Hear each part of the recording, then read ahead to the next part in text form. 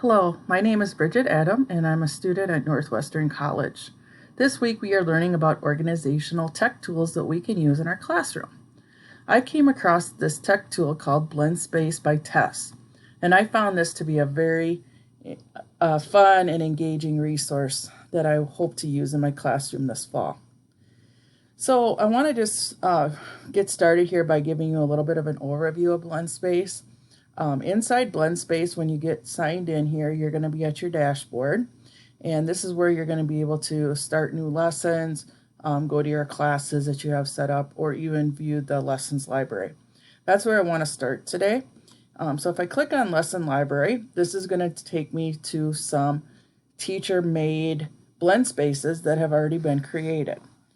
So I could just search like a topic that I wanted, so like maybe algorithms. Okay, and I search that, and what it's going to do then is it's going to bring me up some blend spaces about algorithms that other teachers have created. So you can see there's actually quite a few on that topic, and I'm sure on your subject area too you could find some that have already been established. So I'm just going to click into one of these real quick just to kind of show you here. So you can see what the Blendspace does is it allows a teacher to put different tasks in one area, so it makes it really easy for the student to follow along. They just get like this link to the Blendspace, and then all of the necessary resources are all right here on this page. And so it's like these different tasks that they will complete. They'll do these, look at some images, go through some presentations, maybe watch a video, maybe do a little quiz. So all of those different things are all in one space, making it real easy for the student to follow along in the lesson. So that's just an example of one that somebody else has created. I'm going to go back to my dashboard here, and I'm going to show you the blend space that I made. It's called What Makes a Computer a Computer. So what I did here is I started by just kind of doing an opening slide here for my students, kind of giving them an example of what we're going to be doing. And I can even just play it here for you. So I just wrote them a little message. Then on the next task, I have a website that I want them to go to, and they're going to watch this video. And then if they want to start a discussion and things like that, they can. And then this is just an image, and I have, the 4 components of a computer system, and they can ask a question or make a comment. And then I have an article that I could link right into, so it makes it easy to link articles. And then at the end, I had a couple quiz questions for them to do. So I want to show you back here on the dashboard how to make your own. So you would come up here to New Lesson. And what that's going to allow you to do is it's going to have your little blend space area here where it's going to ask you to start dropping in different resources. First, you'd probably want to give it a title. So let's just call this algorithms. And then after I do that, I'm able to start figuring out what my different resources are. So here in Blendspace on the right hand side, there's a lot of different options that you can use. You can search Google. So maybe I wanted to search Google for an algorithm article. And like if you do and you find one that you like, it's pretty simple. You just can click it and drag it over. So that makes it real easy.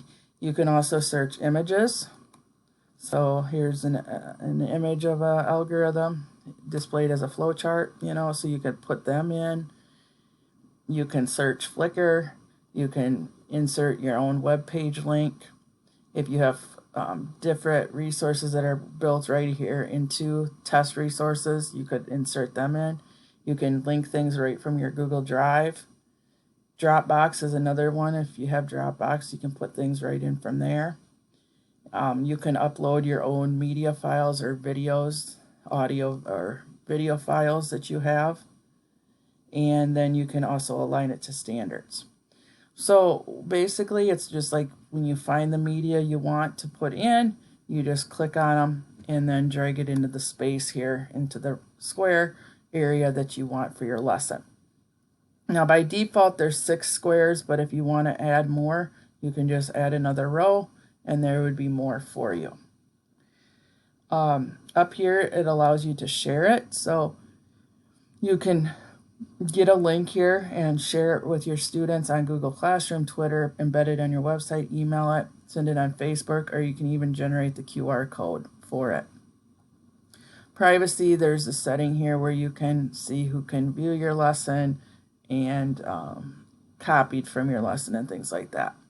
And then collaborate, which is a nice feature. So if you had another co-teacher or somebody else on your team, you could add them as a collaborator and you guys could work together on creating your Blendspace.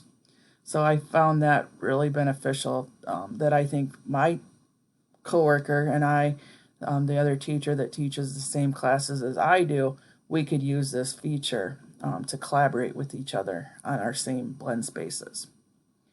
And so it's a very nice organizational tool for a teacher and for a student. Just kind of putting everything in one location, making it easy for students to find and follow along. And it makes it easy on the teacher too, because you can search the internet or your drive and whatnot right directly here in Blendspace. So it ties real easily for a teacher to build one. And then the last thing I want to show you here is classes. So you can see I have one class set up called Computer Science. And under classes here, you could edit the name of the class and create like class periods and grade levels, things like that, then to assign the lessons out to. So I think this would be a very beneficial tool if you want to kind of have a resource where you can put a whole bunch of different tasks for your students all in one place, making it easy for them to access. Thank you.